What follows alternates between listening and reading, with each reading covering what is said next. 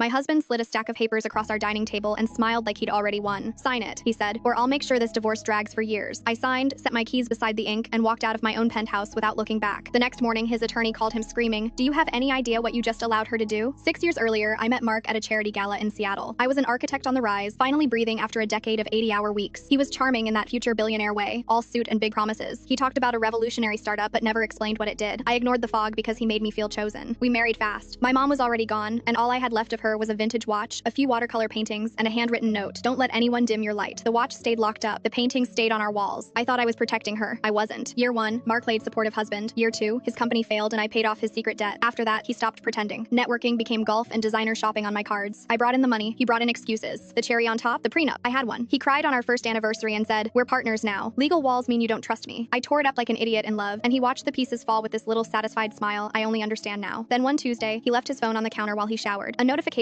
popped up from Sophie. "Can't wait to see you tomorrow, baby. Wear that shirt I bought you." I scrolled and saw 6 months of I love yous and one line that made me go cold. "After the divorce, we'll be set for life." I opened Sophie's Instagram, perfect lighting, fake smiles, and there, on her wrist, was my mother's watch, the one I thought I'd misplaced. I didn't scream. I took screenshots, emailed them to myself, and put his phone back like nothing happened. That night, I called my old college roommate, Helen, now a family law attorney. I said, "I need help," quietly. She said, "Come in tomorrow." In her office, she looked at the evidence and smiled like a trapdoor. "Let him think he's winning," she told me. "Men like him sign anything if you feed their ego." Over the next months, we worked in silence. I protected the penthouse and my income. I tracked every loan I'd given him. I installed tiny cameras, video only. I didn't need his voice. I needed his hands. The footage made my stomach turn. Mark and Sophie in my home, trying on my jewelry, rifling through my things. Then I came home one day and my mom's paintings were gone, leaving pale rectangles on the wall. I asked Mark, steady as I could, "Where are they?" He shrugged. "I donated those depressing old things. They were bringing the place down." That was the moment I stopped loving him. So when Mark finally came at me with demands, I played my part. He said, "I want the penthouse, half your business, spousal support." I let my eyes water. I let my voice crack. "Fine," I whispered. "Just sign this first. My lawyer says it's a formality." He barely glanced down. He just scribbled his name like a kid signing a yearbook. Back to that dinner table. He pushed his papers at me and threatened years of court. I signed mine like a good, broken wife. Then I placed my keys down, one by one. Then I stood up. Then I walked out. By sunrise, Mark learned the truth. The penthouse didn't recognize his voice. His car wouldn't start. His cards declined. And while he was spiraling, cops were at Sophie's place, pulling my mother's watch and my paintings out of her apartment like trophies. Mark called me 17 times. I didn't answer. Helen texted, "Recovered everything." Then she added, "He signed away his claims." He basically signed his own leash. The divorce ended fast after that. Mark got nothing less than nothing because restitution isn't a suggestion. Sophie's influencer glow died the second stolen property hit the record. Mark crawled back to his mom's house with no penthouse and a reputation that followed him like a shadow. Last week, I rehung my mother's paintings. I put her watch back in the safe. I read her note and exhaled. I didn't ruin his life. I just stopped cushioning his fall. The next morning, I made coffee in a kitchen that only answered to me. No more pretending. No more being patient while he drained me. I lifted my mug to an empty room and said, "To my light."